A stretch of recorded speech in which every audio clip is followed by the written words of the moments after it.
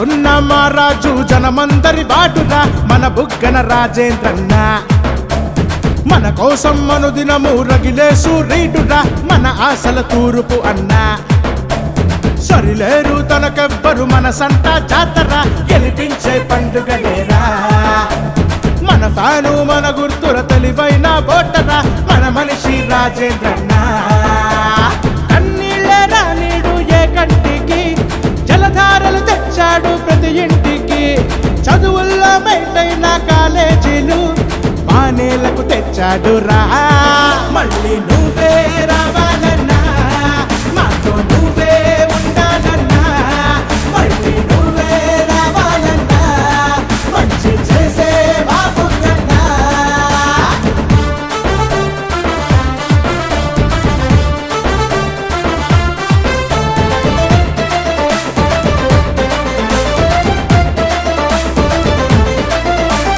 జనం జనం అనే గుణం తన రక్తంలో ఉన్నదయ్యా తరం తరం వచ్చే తరం తన మంచి నిలిచేనయ్యా మచ్చంటూ లేని రాజే అతనంట గెలిపించుకుంటామని ప్రతి గుండె మోగే చప్పుడంటుందే రాజన్నే రావాలని నీ కలనే తన కలగా కృషి చేసేవాడురా మన కోసం వచ్చాడురా కళమెత్తి ఆ కీర్తి చెప్పాలి సోదరా నీ ఓటుతో గెలిపియరా మళ్ళీ నువ్వే రావాలన్నా మాతో నువ్వే ఉండాలన్నా మళ్ళీ నువ్వే రావాలన్నా మంచి చేసే బాబు కన్నా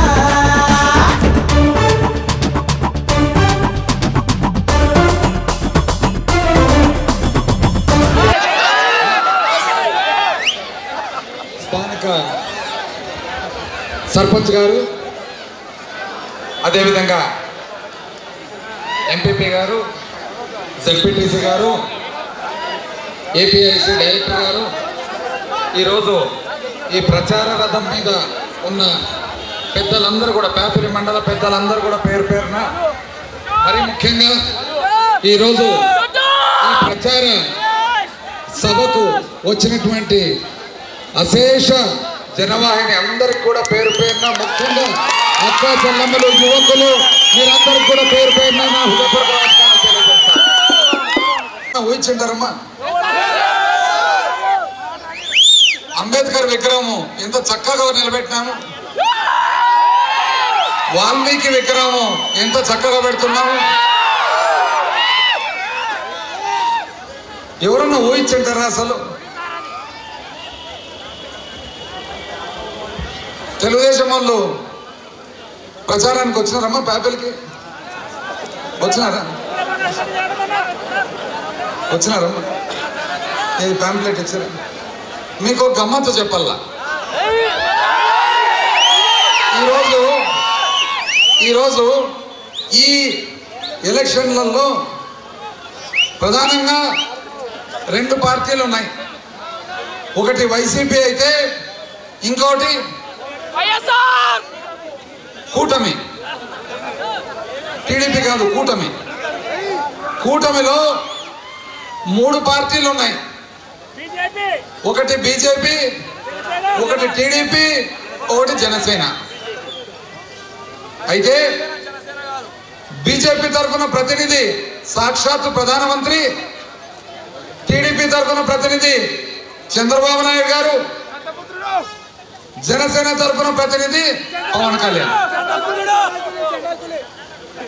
మేనిఫెస్టో అనేది ఒక ప్రణాళిక ఆ ప్రణాళికను ఎన్నికల ముందు ఒక రాజకీయ పార్టీ ప్రజల ముందర ఉంచి మీరు ఒకవేళ మమ్మల్ని ఎన్నుకుంటే ఈ విధంగా మిమ్మల్ని పాలించబోతా ఉన్నామని చెప్పే ఒక వాగ్దానం ఈరోజు మీరు గమనించట్లయితే ఆ కూటమి తరఫున ఉన్న మేనిఫెస్టో ఏదైతే ఉందో రెండే ఫోటోలు ఉన్నాయి చంద్రబాబు నాయుడు పవన్ కళ్యాణ్ ప్రధానమంత్రి గారి ఫోటో లేదు ఎందుకు లేదంటే బీజేపీ వాళ్ళు వద్దన్నారు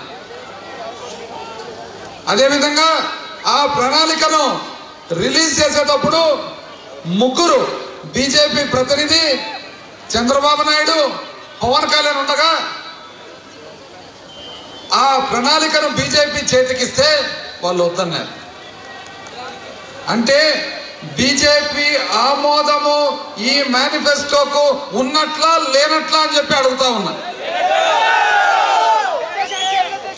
ఆ మేనిఫెస్టోలో ఉండేది సూపర్ 6 అంతేనా? సూపర్ 6 అనేది ఆ మేనిఫెస్టోలో ఉంది. ఇది సామాన్య మానవునికి అర్థం కావాలంటే ఒక ఉమ్మడి కుటుంబం ఉండగా, ముగ్గురు అన్నదమ్ములు ఉండగా, ఒక ఇంట్లో ఉన్న ఆడపిల్ల పెళ్లి పెత్తనం మాట్లాడేటప్పుడు కట్నాలు కానుకల మాట వచ్చినప్పుడు ప్రస్తావన ఆ ముగ్గురు అన్నదమ్ముల్లో ఆ ఇంటి పెద్ద లేచిపోతే అక్కడి నుంచి ఎట్లుంటుందో ఇది కూడా అట్లే ఉంటుందని చెప్పి మేము అంతేనా రామకృష్ణ? ఆ ఇంట్లో పెద్ద ఆయన నా ఫోటో అవుతున్నాడు. కానీ చంద్రబాబు నాయుడు మాత్రము సూపర్ 6 అని చెప్పి ఈరోజు ప్రచారం చేస్తూ ఉన్నారు.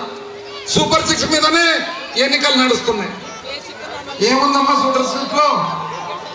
గ్యాస్ సిలిండర్లు ఇస్తా అన్నాడు కదమ్మా, 3 బస్ పాసులు ఇస్తా అన్నాడు కదమ్మా, ఇంట్లో ఆడవాళ్ళకి డబ్బులు ఇస్తా అన్నాడు కదమ్మా, పిల్లలు ఎంతమంది చదువుకుంటే అంతమందికి ఇస్తా అన్నాడు కదమ్మా, ఎవరైతే ఉద్యోగం చేసే వయసు ఉందో ఉద్యోగం ఇస్తా అన్నాడు కదమ్మా.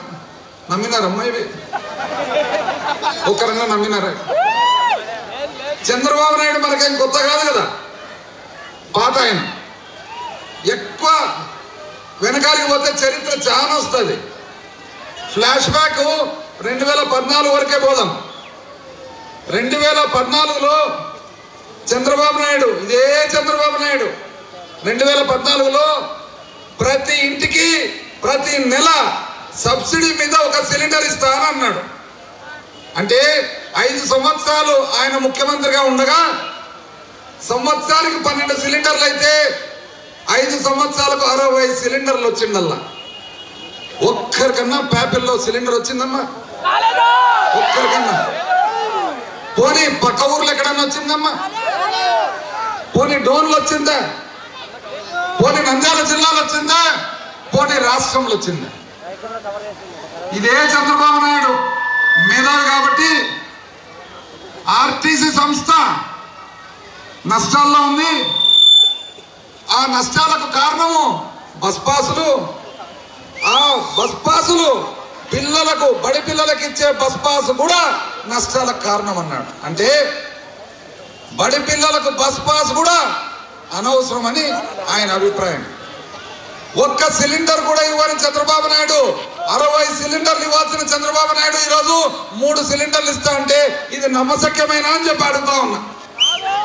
బడి పిల్లలకే బస్ పాస్ అనవసరం అని చెప్పిన చంద్రబాబు నాయుడు ఈరోజు ఆడవాళ్లకు బస్ పాస్ ఇస్తా అంటే నమ్మశక్యమేనా అని చెప్పి అడుగుతా ఉన్నా.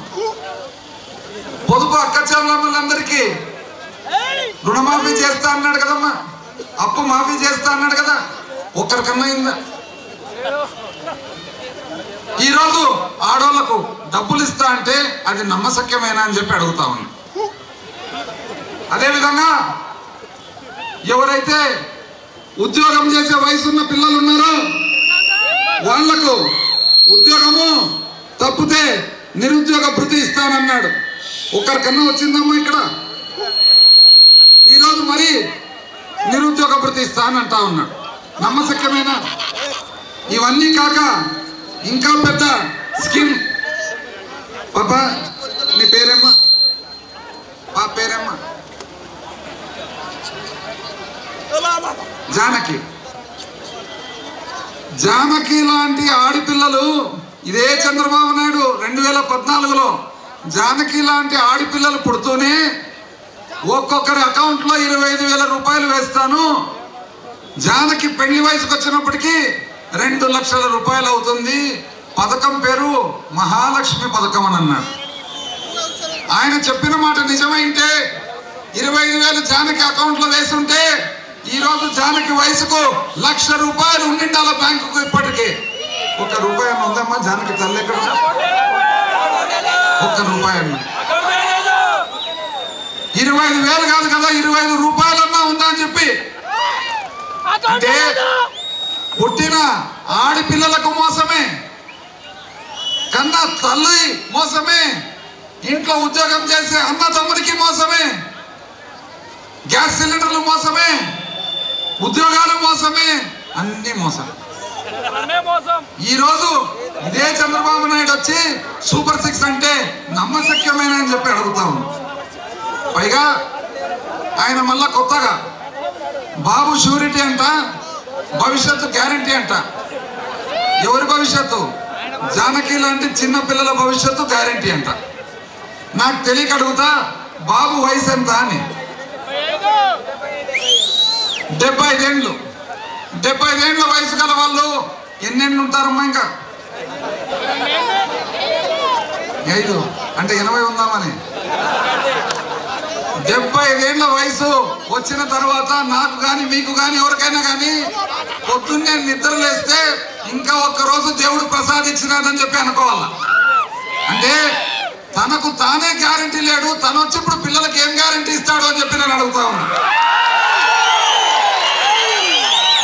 జగనన్న వచ్చి నేను పిల్లలకు గ్యారంటీ ఇస్తా అంటే 50 ఏళ్ళు కాబట్టి ఇంకొక 20 ఏళ్ళ నుండి గ్యారంటీ ఇస్తాడని అనుకోవచ్చు. 75 ఏళ్ళ వయసు ఉన్న చంద్రబాబు తనకు తానే గ్యారంటీ లేక తను వచ్చి పిల్లలకి ఏం గ్యారంటీ ఇస్తాడు అని.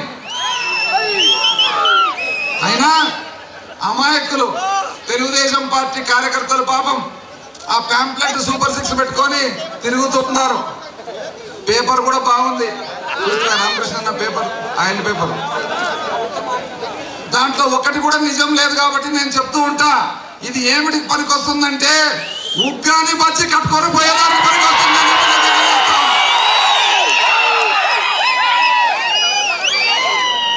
బాబు షూరిటీ అంట, భవిష్యత్తు గ్యారంటీ అంట.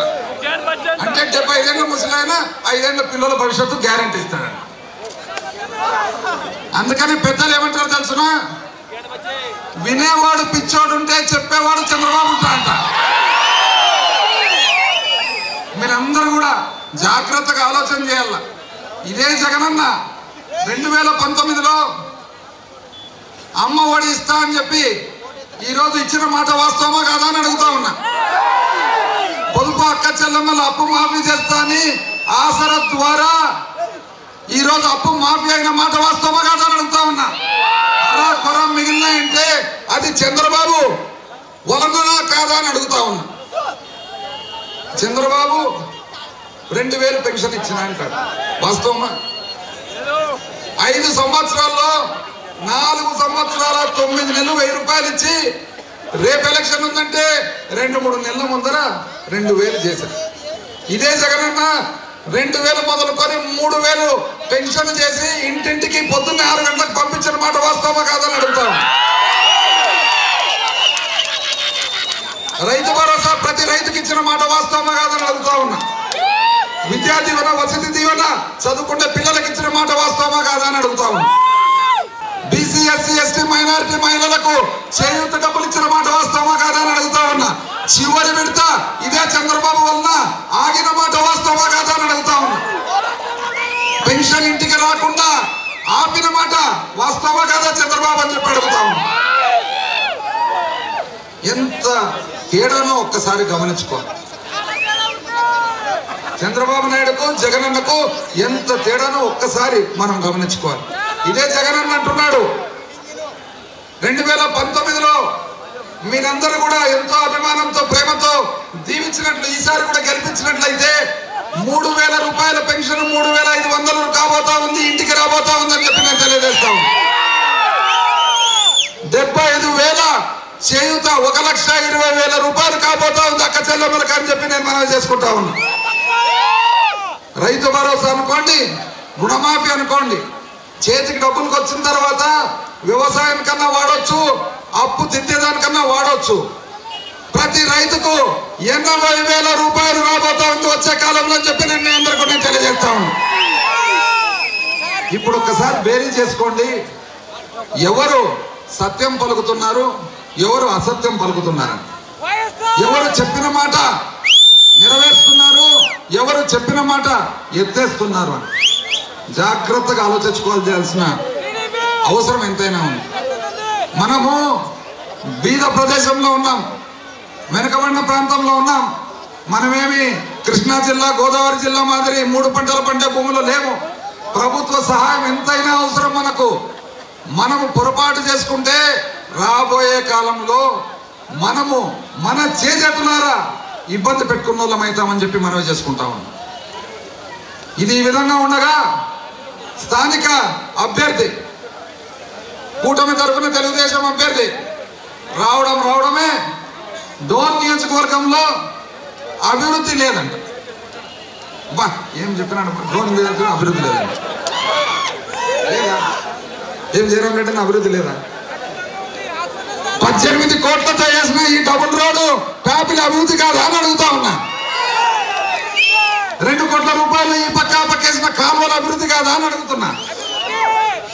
ఇక్కడి నుంచి గుడిపాడుకి వేసిన రోడ్ అభివృద్ధి కాదా అని అడుగుతున్నా. గుడిపాడు నుంచి పిఆర్పల్లకి వేసిన రోడ్ అభివృద్ధి కాదా అని అడుగుతున్నా. బాయిపల్లె రోడ్ అభివృద్ధి కాదా అని అడుగుతున్నా. పిఆర్పల్లె రోడ్ అభివృద్ధి కాదా అని అడుగుతున్నా. జగసానిగుంట రోడ్ అభివృద్ధి కాదా అని అడుగుతున్నా. ధీరంగాపురం రోడ్ అభివృద్ధి కాదా అని అడుగుతున్నా. నల్లమకల్పల్లె రోడ్ అభివృద్ధి కాదా అని అడుగుతున్నా. కలచెట్ల రోడ్ అభివృద్ధి కాదా అని అడుగుతున్నా. ఎర్రగుంట్లపల్లె రోడ్ అభివృద్ధి కాదా అని అడుగుతున్నా. ఓవులదేవరపల్లె రోడ్ అభివృద్ధి కాదా అని అడుగుతున్నా. వెంగళాంపల్లె రోడ్ అభివృద్ధి కాదా అని అడుగుతున్నా. రామకృష్ణాపురం రోడ్ అభివృద్ధి కాదా అని అడుగుతున్నా. రామదుర్గం రోడ్ అభివృద్ధి కాదా అని అడుగుతున్నా. మునుగోడు రోడ్ అభివృద్ధి కాదా అని అడుగుతున్నా. రాచర్ల రోడ్ అభివృద్ధి కాదా అని అడుగుతున్నా. చివరకు మారుమూల ఉన్న వంగమిట్టపల్లె రోడ్ అభివృద్ధి కాదా అని అడుగుతున్నా. ఆయనకు మాత్రము కనపడలేదంట, అభివృద్ధి కాదంట, తమలపాకు మాత్రం పూసినామంట. ఇంకా నయం, ఒక్క సున్నం కూడా పెట్టినామని చెప్పలే. మన ప్రాంతము వ్యవసాయానికి నీళ్లు లేక అల్లాడిపోయే ప్రాంతం.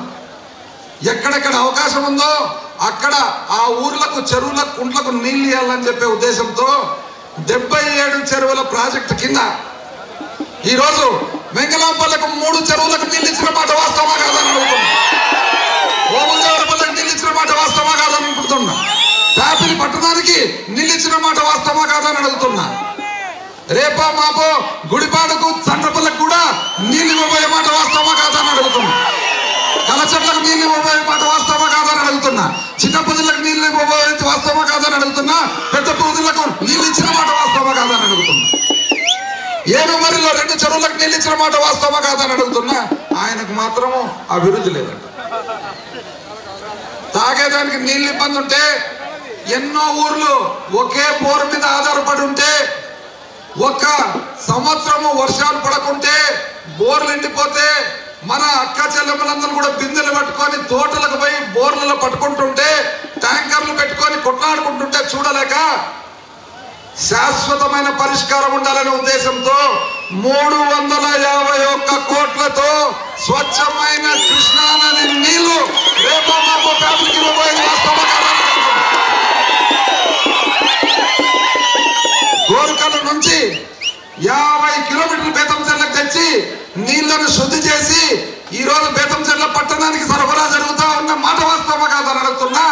నెల నుంచి 2 నెలల లోపల ప్యాపిలి మండలంలో డోన్ నియోజకవర్గంలో భాగంగా ప్రతి ఊరికి పోతొట్టి నుంచి, మాందొట్టి నుంచి, ముంగమిట్టపల్లి నుంచి, గోరుపల్లి నుంచి, రాచర్ల నుంచి, యాదగిరి వరకు ప్రతి ఊరికి కూడా, ఊరికి కాదు ఇంటింటికి కూడా కృష్ణానది నీళ్ళు ఇవ్వబోయేది వాస్తవమా కాదని అడుగుతున్నా. ఆయనకు మాత్రము అది అభివృద్ధి కాదు, కనపడదు. ఈరోజు మామూలుగా పెద్ద ఆసుపత్రి అంటే ఎక్కడమ్మా పోయేది మనం?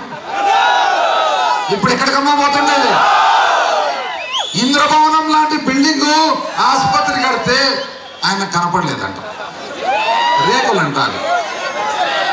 ఆ పక్కన బ్రహ్మాండమైన ఇంద్రభవనం మాదిరి బడి మన బీసీలు, మన బీసీ ఆడపిల్లల కోసము 600 మంది పిల్లలు భారతదేశంలోనే ఎక్కడ లేనటువంటి బడి కడితే కనపడలేదంట. మన ఎస్సీల కోసము కొత్తపల్లి దగ్గర బడి కడుతుంటే, బడి ఇప్పుడు నడుస్తుంటే డోన్లో అది కనపడలేదండి.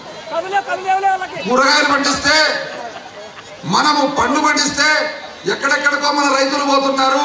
ప్యాపిలిలో మార్కెట్ ఉండాలని రాష్ట్రానికి ఒక మార్కెట్ ఉండగా ఈ భారతదేశంలో కేవలం 6 రాష్ట్రాల్లో మార్కెట్ ఉండగా 7వ పెద్ద మార్కెట్ ఫ్యామిలీలో కట్టడం ఉంటుంది. ఆ మార్కెట్ తయారైన తర్వాత యువకులు మీ ఉత్సాహం మీటింగ్ వాళ్ళు ఆడంతా వింటున్నారన్నమాట.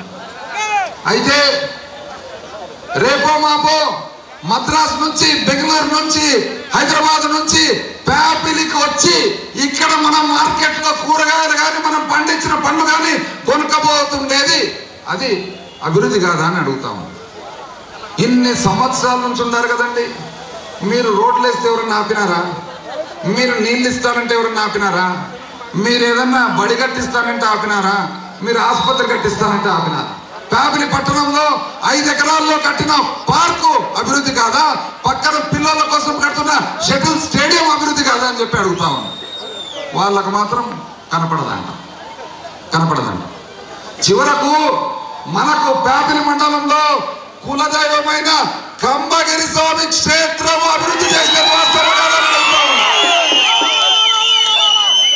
వాళ్ళకు మాత్రం అభివృద్ధి కాదంట. అభివృద్ధి కాదంట. వాళ్ళు వచ్చి అభివృద్ధి చేస్తారంట. ఏమి చేస్తారో చెప్పరు, ఏమి చేసినారో చెప్పరు, ఏమి చేయబోయేది చెప్పరు. అభివృద్ధి అనే దానికి ఒకవేళ నిజంగా అర్థం తెలుసుంటే, అభివృద్ధి పట్ల అర్థం తెలుసుంటే ఇక్కడికి వచ్చి అభివృద్ధి చేస్తా అని చెప్పే ముందు కన్న తల్లి లాంటి సొంత ఊరైన లద్దగిరికి రోడ్ ఇంతవరకు ఎందుకు వేసుకోలేదని చెప్పి అడుగుతాం. గోరంట్ల తిరునాళ్ళకు పోయినారమ్మ ఎవరన్నా?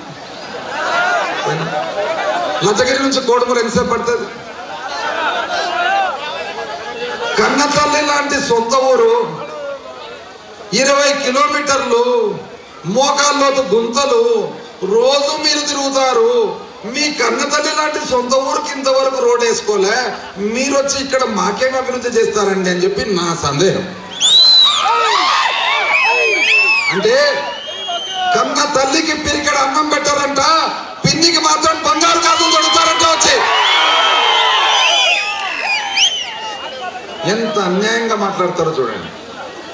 మనం వర్కులు చేసేది కాంట్రాక్టర్ల కోసం అంట. అంటే మామూలుగా మీరు ఎవరితో చేపిస్తారు? అల్లావుద్దీన్ అద్భుత దీపం మాదిరి రాత్రి ఇట్లా పెట్టి పొద్దున తయారవుతుందా? కాంట్రాక్టరే కదండి చేసేది వర్కులు ఎవరైనా కానీ. మీకేమైనా వేరే పద్ధతి ఉంటే తెలియపరచండి. ఎంత అన్యాయంగా మాట్లాడతారండి. ఇంద్రభవనం లాంటి బిల్డింగ్లు కడితే హైదరాబాద్ నుంచి బెంగళూరు పోయే కార్లు 100-120 కిలోమీటర్ల స్పీడ్లో పోతూ ఆ బిల్డింగ్ చూసి బ్రేక్ కొట్టి తిప్పుకొని వచ్చి ఫోటోలు దిగిపోతుంటే అది రేకుల షెడ్ అంట. కొత్తగా పెండ్లైన దంపతులు పెండ్లైన వెంటనే భార్యాభర్తలు వచ్చి నవదంపతులు ఫోటోలు దిగిపోతుంటే అది అభివృద్ధి కాదంట. ఎంత అన్యాయంగా మాట్లాడతారండి. ఈరోజు మీరు ఎంపీలుగా ఉన్నారు, మీరు కేంద్ర మంత్రులుగా ఉన్నారు. మీరు ఏదైనా కానీ ఈ ఖచ్చితమైన పని నేను చేసినాను ఇక్కడ అని చెప్పగలుగుతున్నారా? ఖచ్చితమైన పని నిజం చెప్పాలంటే మీరు ఏ విధంగా కేంద్ర మంత్రి అయినారు?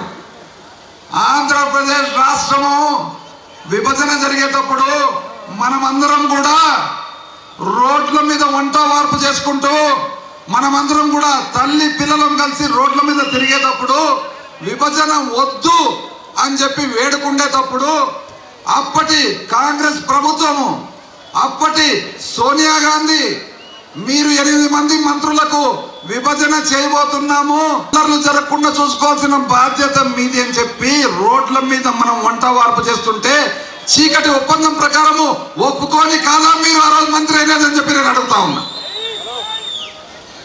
ఎంత అన్యాయంగా మాట్లాడతారండి. డోను నియోజకవర్గాన్ని తీసుకొని కర్నూలు జిల్లాలో కలుపుతారంట. అబ్బా ఎంత కెపాసిటీ. డోను నంద్యాల పార్లమెంట్లో చేరినప్పుడు రాష్ట్ర ప్రభుత్వం ఏది? కాంగ్రెస్. కేంద్ర ప్రభుత్వం ఏది? కాంగ్రెస్. మీరు ఎంపీగా ఉన్నారు. మీరు ఎంపీగా ఉంటూ మీ సమక్షంలో డోను తీసుకుపోయి నంద్యాల పార్లమెంట్లో జరిగిందంటే చేరిందంటే అది మీ వల్ల కాదా అని అడుగుతున్నా. అంటే మీరు ఆ రోజు మీ సమక్షంలో డోను తీసుకుపోయి నంద్యాల పార్లమెంట్లో చేరినందుకు కదా ఈరోజు నంద్యాల జిల్లాలో ఉండేదని చెప్పి నేను అడుగుతా ఉన్నా. అంటే మీకు నచ్చితే ఇటు పంపించచ్చు, మీకు నచ్చకుంటే ఇటు పంపించచ్చు. అంటే మీకు నచ్చితే అనంతపురం జిల్లాకు కూడా పంపించచ్చు. అది మీ విఘ్నత వదిలిపెడుతున్నారు. ఎంత అన్యాయంగా మాట్లాడతారు. అంటే కేవలము వింటా ఉన్నారు కదా పబ్లిక్ అని చెప్పి, ప్రజలని చెప్పి ఇంత అన్యాయంగా మాట్లాడి, ఒకవేళ అభివృద్ధి గురించి తెలుసుకోవాలంటే మా దగ్గర ఈ పుస్తకాలు ఉన్నాయి. 195 అభివృద్ధి కార్యక్రమాలు చేయగా ఈ నియోజకవర్గంలో 32 పెద్ద కార్యక్రమాలు ఈ పుస్తకంలో ఉన్నాయి. ఈ పుస్తకం పంపిస్తాను వాళ్లకు, చక్కగా చదువుకోవచ్చు అని చెప్పి తెలియజేస్తాను. ఒకవేళ అభివృద్ధి కళ్ళారా చూడాలంటే డ్రైవర్ లేకుండా నేను వస్తాను, నేనే ఎక్కించుకుంటాను కారు, మినిమం వారం పడుతుంది, ఓట్ల తర్వాత తీసుకొని ఎన్నో ఊర్లు మీరు చూసిండారు. నన్ను అడుగుతాడు మంత్రి ఎక్కడ ఉంటాడండి మంత్రి? లారీ డ్రైవర్ ఎక్కడ ఉంటాడండి? లారీ దోలుతాడు. టాక్సీ డ్రైవర్ ఎక్కడ ఉంటాడండి? ఒక గృహని ఎక్కడ ఉంటాడండి? ఇంట్లో పిల్లల్ని చూసుకుంటాడు. ఎక్కడ ఉంటాడండి మంత్రి? ఈరోజు స్థానికుడు అని చెప్పి మీరందరూ నన్ను మీ బిడ్డగా భావించి 2014లో 2019లో మీరు గెలిపించినందుకు కాదా ఈ రోడ్డు కానీ, ఈ ఆసుపత్రి కానీ, బడి కానీ, ఈ గుడి కానీ కట్టినని చెప్పి అడుగుతాను. మంత్రి ఎక్కడున్నాడు అండి? మంత్రి ఇక్కడ ఉన్నాడు, మంత్రి రోడ్లో ఉన్నాడు, మంత్రి ఆ పార్కులో ఉన్నాడు, మంత్రి ఆ నీళ్ళల్లో ఉన్నాడు, మంత్రి ఆ చెరువులో ఉన్నాడు, మంత్రి ఆ ఆసుపత్రిలో ఉన్నాడు, మంత్రి ఆ బడిలో ఉన్నాడు, మంత్రి ఇక్కడ గత 5 సంవత్సరాలు జరిగిన ప్రతి ఒక్క అభివృద్ధి కార్యక్రమంలో ఉన్నాడని చెప్పి నేను తెలియజేస్తాను. ప్రజాస్వామ్యం అంటే మనకిచ్చిన బాధ్యత మనం నెరవేరుస్తూ మన ప్రాంతాన్ని, మన రాష్ట్రాన్ని, మన జిల్లాను, మన నియోజకవర్గాన్ని అభివృద్ధి చేసేది కానీ కేవలము ఊర్లో కూర్చొని ఊర్లో ఉండే వాళ్ళతో కార్డ్స్ ఆడుకుంటూ టైంపాస్ చేసుకోవడం కాదని చెప్పి నేను సభాముఖంగా నేను తెలియజేస్తాను. మీరందరూ కూడా 2014లో 2019లో ఎంతో ప్రేమతో, ఆప్యాయతతో, అభిమానంతో మమ్మల్ని గెలిపించినందుకు మేము ప్రజాప్రతినిధులై ఈ కార్యక్రమాలని చేయగలిగినాము.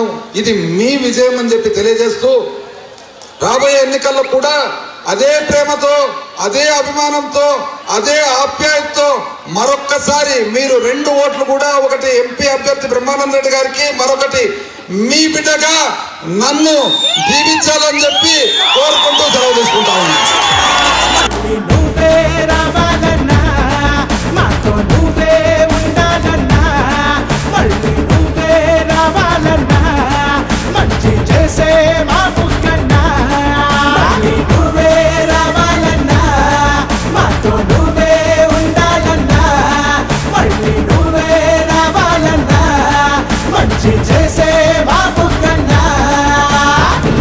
ఇప్పుడు చెప్పండి, ప్రజలు కోరుకునేదేంటి?